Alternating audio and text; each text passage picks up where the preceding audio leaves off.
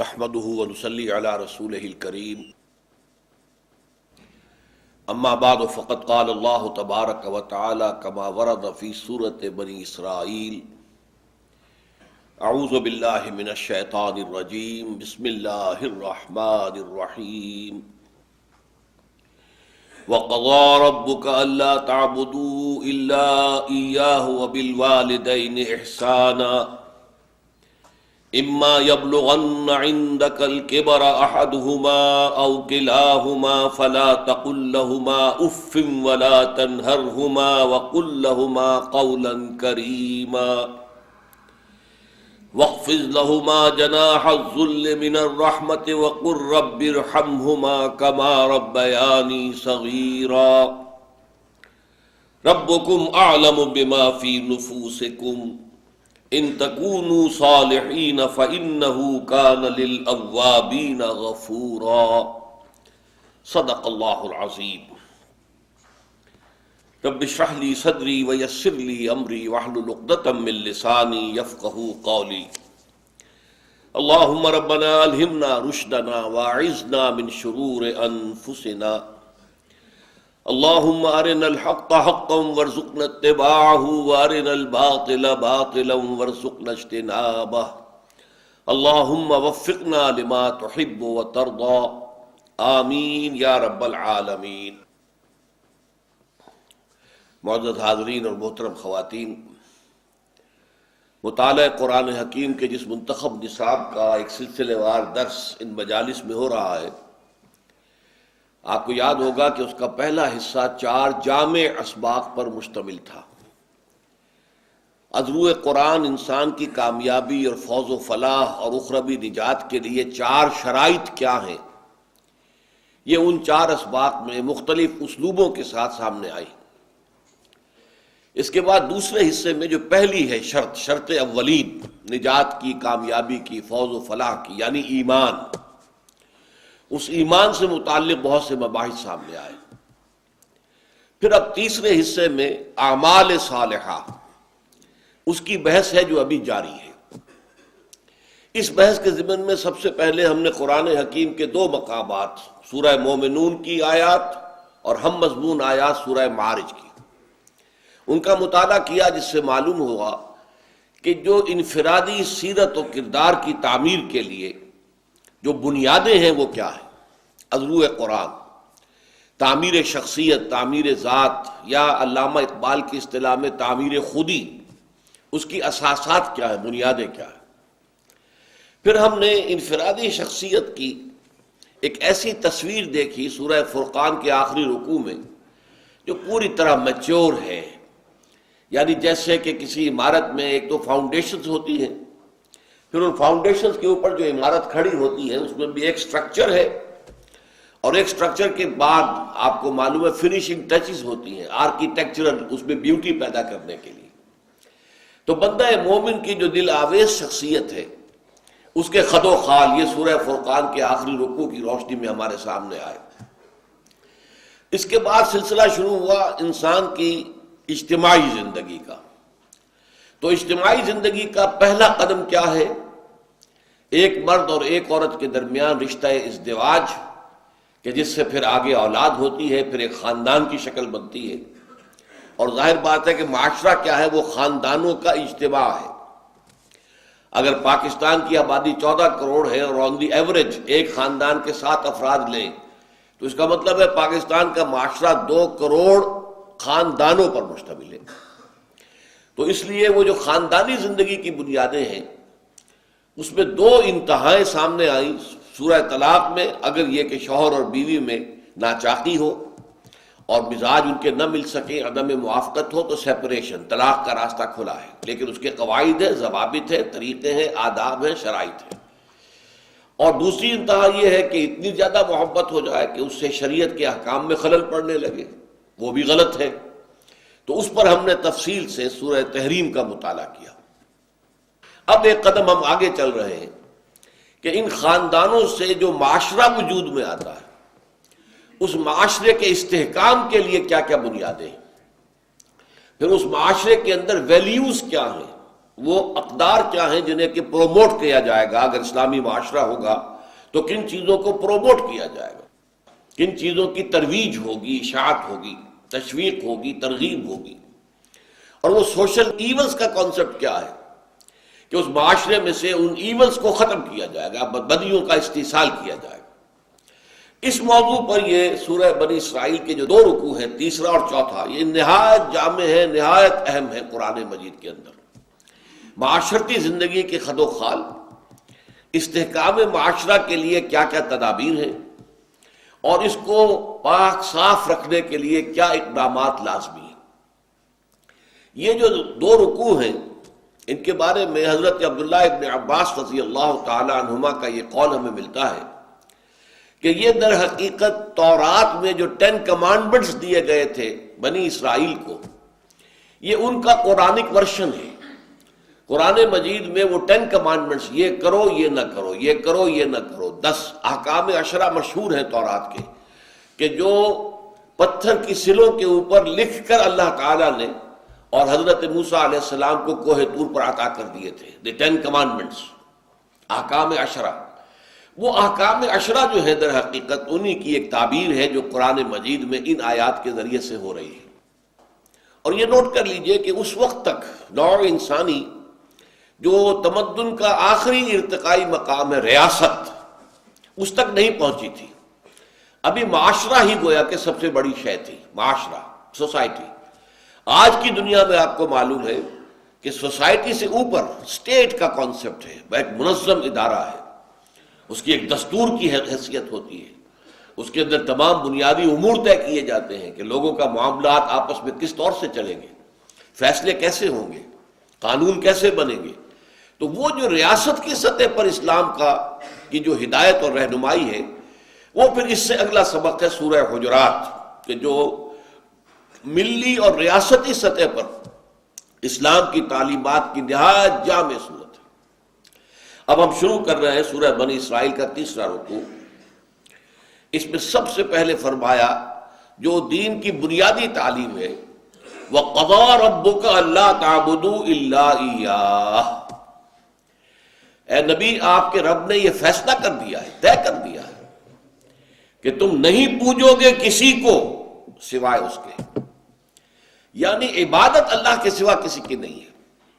توحید فی العبادہ، اور توحید فی العبادہ پر ہم پڑھ چکے اس سے پہلے کہ یہ در حقیقت 2 حصوں میں منقسم ہوگی.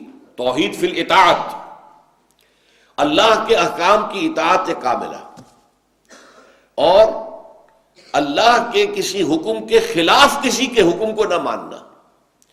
والدین کا حکم مانو بشرطے کہ وہ اللہ کے حکم کے خلاف نہ ہو. اگر اللہ کے حکم کے خلاف حکم دے مت مانو. حکام کا کہنا مانو بشرطے کہ وہ اللہ کے حکم کے خلاف نہ ہو. اگر حکام کا کہنا جو ہے وہ اللہ کے حکم کے خلاف ہو تو مت مانو. لا طاعة ولا سمع، نہ سنیں گے نہ اطاعت کریں. اور نمبر 2 ہے توحید فی المحبہ، محبت کی توحید. اللہ سے بڑھ کر کوئی محبوب نہ رہے. والذین آمنوا اشد حبا للہ. تو توحید فی الاطاعت اور توحید فی المحبہ، محبت، یہ دونوں جمع ہوتی ہیں تو توحید فی العبادت بنتی ہے. اسی پر اس سورہ بنی اسرائیل کا جوڑا ہے سورہ کہف، اس کی جو آخری آیت ہے فَمَنْ كَانَ يَرْجُو لِقَاءَ رَبِّهِ فَلْيَعْمَلْ عَمَلًا صَالِحًا وَلَا يُشْرِكْ بِعِبَادَةِ رَبِّهِ أَحَدًا. جو کوئی شخص بھی اپنے رب سے ملاقات کا امیدوار ہے، اسے نمبر 1 دیکھنا چاہیے کہ اس کے اعمال اچھے ہوں، درست ہوں، اور دوسرے یہ کہ وہ اللہ کی عبادت میں کسی اور کو شریک نہ کرے. تو گویا کہ معاشرتی سطح پر بھی، اور اس سے آگے چل کر ہم دیکھیں گے کہ ریاستی اور ملی سطح پر بھی پہلا حکم یہی ہوگا، توحید. فرمایا وَقَضَىٰ رَبُّكَ. اب یہاں انداز کیا ہے؟ طے کر دیا ہے آپ کے رب نے، یعنی یہ تو سیٹلڈ ہے، فیصلہ شد ہے کہ پہلی بات یہ ہے اللہ تعبدوا الا اياه وبالوالدین احسانا. دوسرا حکم یہ ہے والدین کے ساتھ حسن سلوک کرو. یہاں جو احسان کا لفظ آیا ہے اسے عام اردو معنی میں احسان نہ سمجھیے. اردو معنی میں احسان ہے کسی کے ساتھ کوئی بھلائی کرنا اور اس کے ساتھ جو ہے کوئی اس پر احسان دھرنا جسے کہتے ہیں ہم، اس عربی زبان میں احسان کے لفظی معنی یہ نہیں ہے، خوبصورت انداز میں طرز عمل جو ہے اچھا ہو، عمدہ ہو۔ یہاں مراد ہے حسن سلوک، والدین کے ساتھ حسن سلوک۔ یہ میں آپ سے بتانا چاہتا ہوں کہ قرآن مجید میں 5 مقامات ایسے ہیں کہ جن میں اللہ کے حق کے فوراً بعد والدین کے حق کا ذکر ہے۔ اس قدر اہمیت ہے والدین کے حق کی، اس کی وجہ کیا ہے؟ پہلی بات تو یہ ہے کہ انسان پر واقعتاً سب سے بڑا احسان تو اللہ کا ہے۔ اللہ نے ہمیں پیدا کیا، ورنہ ہمارا وجود ہی نہ ہوتا۔ پھر یہ کہ اللہ ہی نے ہماری ساری ضروریات کا جو ہے وہ اہتمام فرما دیا، ساری چیزیں دنیا میں پیدا کر دی جن کی ہمیں ضرورت پیش آنی تھی، یہ اس کا احسان ہے۔ لیکن ان کے بعد، اللہ کے بعد سب سے بڑا احسان والدین کا ہے۔ اللہ خالق ہے ہمارا، لیکن وجود میں آنے کا ذریعہ تو والدین بنے ہیں نا۔ رب اور پالنہار پروردگار تو اللہ ہے، لیکن اس کی ربوبیت کا مظہر، ذریعہ، وہ تو والدین کی ربوبیت ہے۔ والدین نے پالا پوسا ہے، ماں نے اپنے پیٹ میں رکھا ہے 9 ماہ تک، اور پھر اپنی چھاتیوں سے اپنے جسم کی توانائی جو ہے وہ نچوڑ کر دودھ کی شکل میں پلائی ہے 2 سال تک۔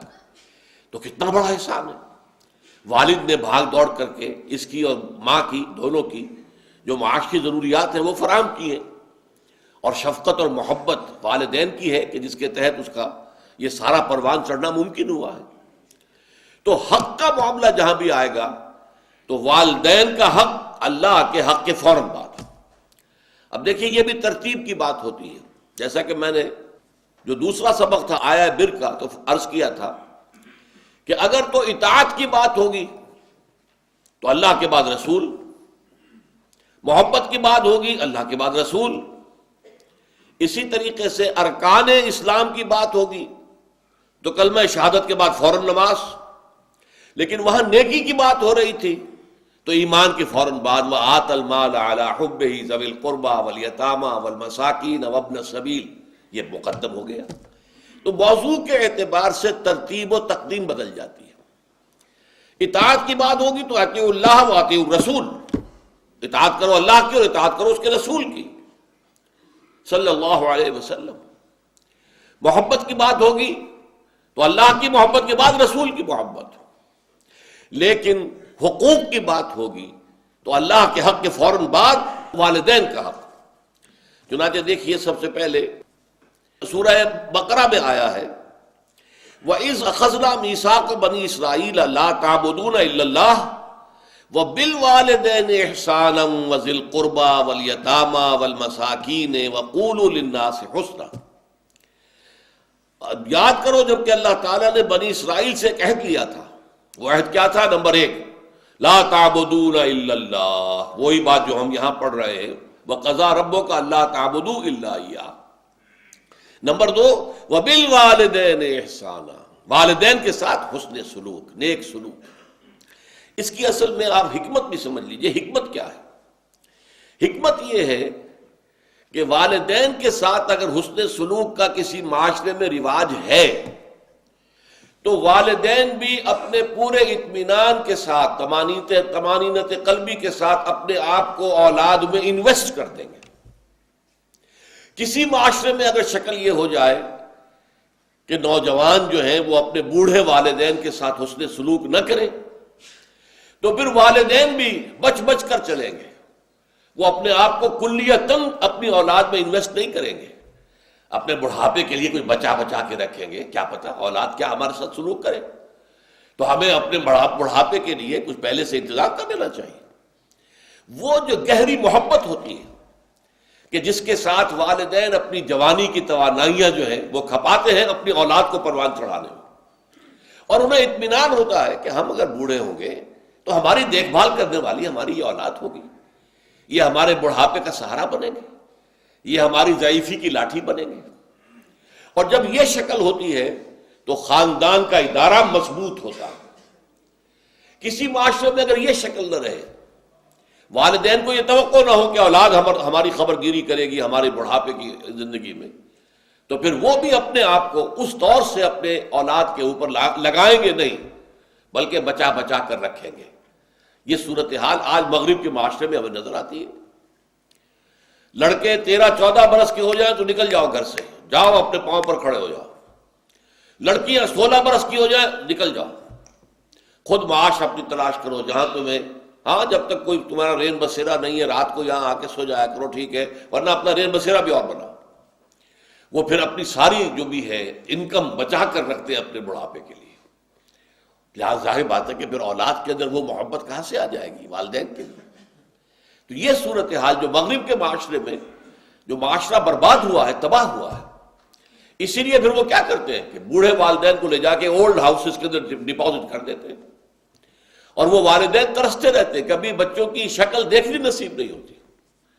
آپ کو معلوم ہونا چاہیے کہ مغرب میں یہ جو کرسمس کا تہوار ہے اس کی اصل اہمیت کس اعتبار سے باقی رہ گئی ہے، کوئی مذہبی اہمیت نہیں ہے، کہ توقع ہوتی ہے بوڑھے والدین کو کہ کم سے کم اس موقع پر تو بیٹے بیٹیاں کہیں آ کر ہمیں دیکھ لیں گے، ہم سے مل جائیں گے، ہمیں ان کی شکلیں دیکھنی نصیب ہو جائیں گی. اور اکثر و بیشتر وہ مایوسی بھی ہوتی ہے کہ کرسمس میں بھی کوئی نہیں آتا پوچھنے کے لیے. یہ ہے حکمت.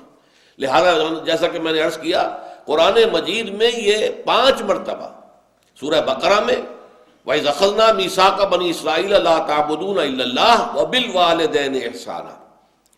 اسی طرح سورہ نساء میں وَاعْبُدُوا اللَّهَ وَلَا تُشْرِكُوا بِهِ شَيْئًا وَبِالْوَالِدَيْنِ إِحْسَانًا.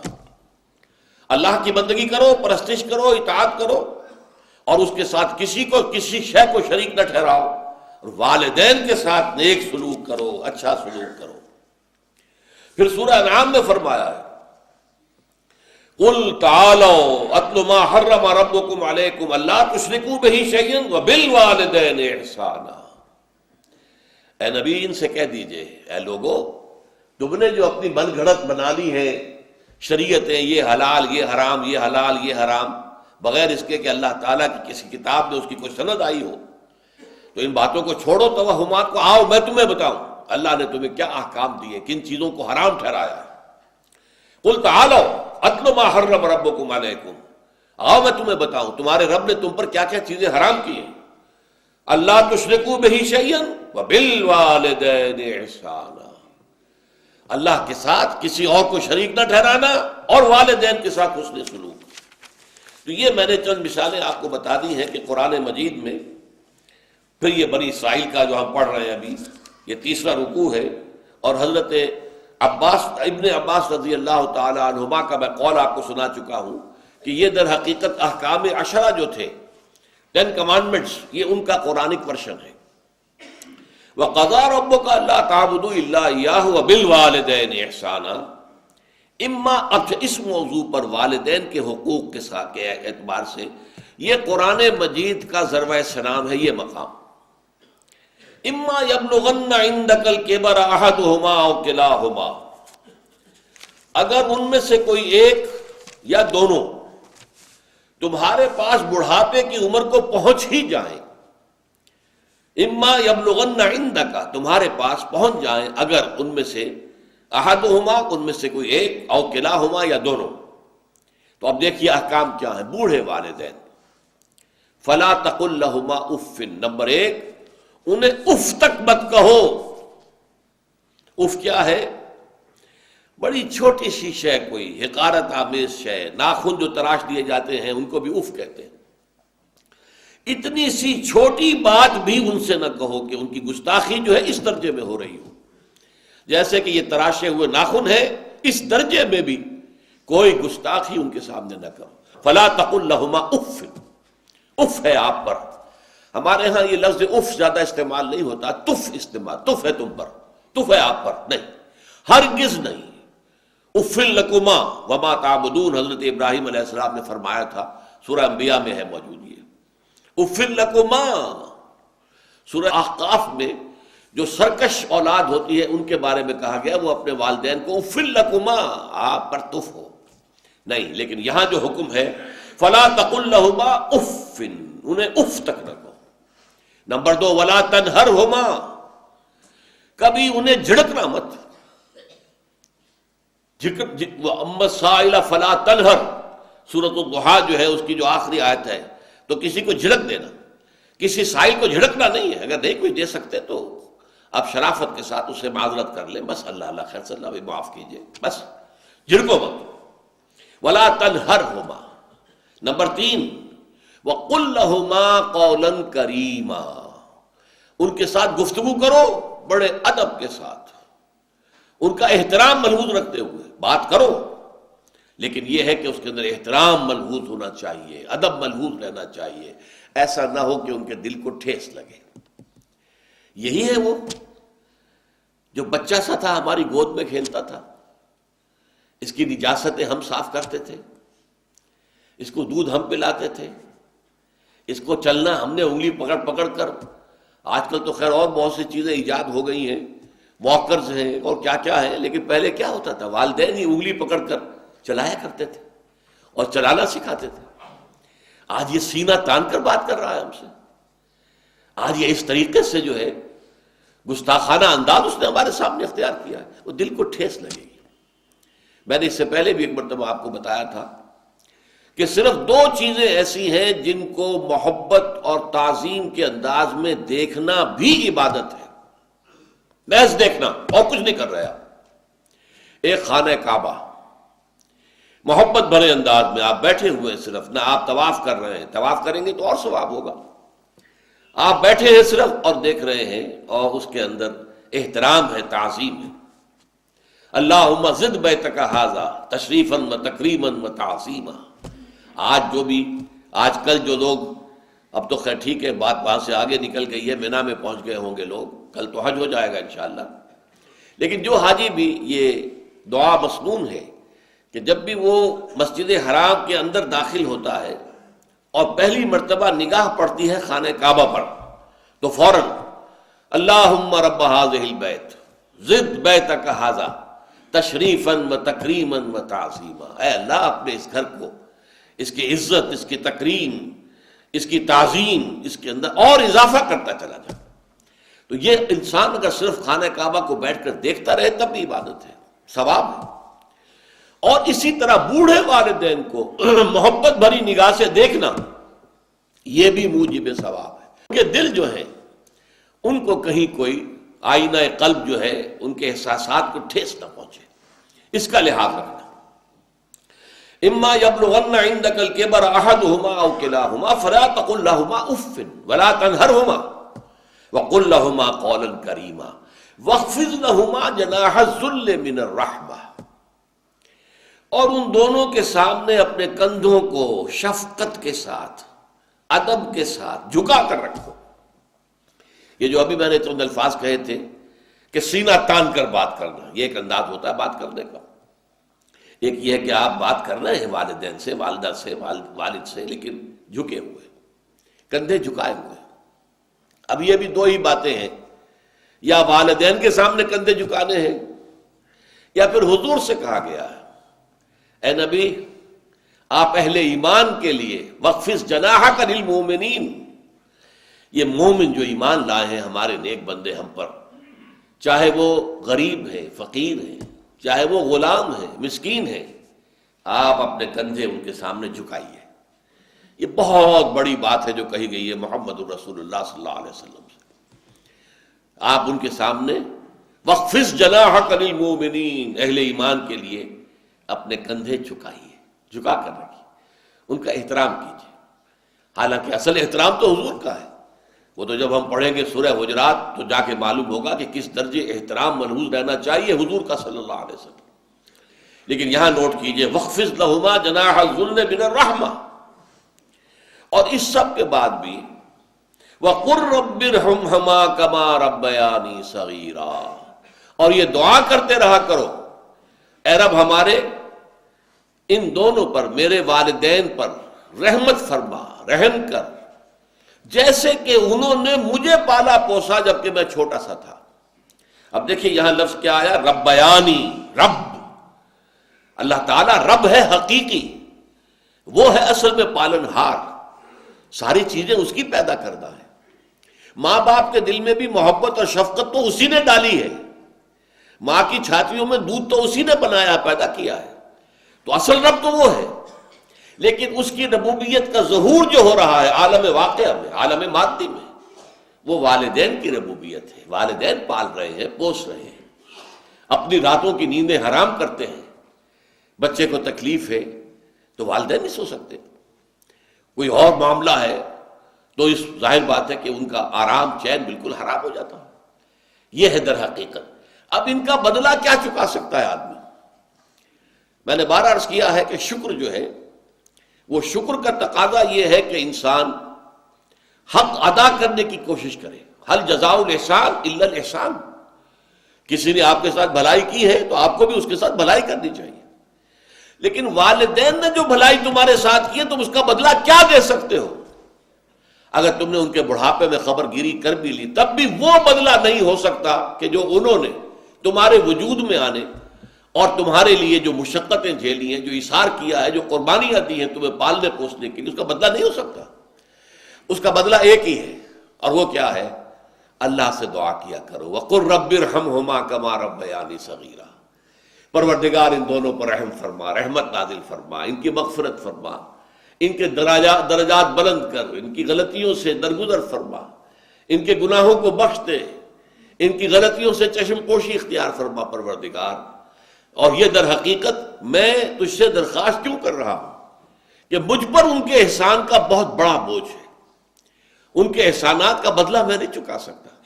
وَقُلْ رَبِّ ارْحَمْهُمَا كَمَا رَبَّيَانِي صَغِيرًا، اور کہا کرو اے رب ہمارے، اے رب میرے ان والدین کے اوپر، بوڑھے والدین پر رحم فرما۔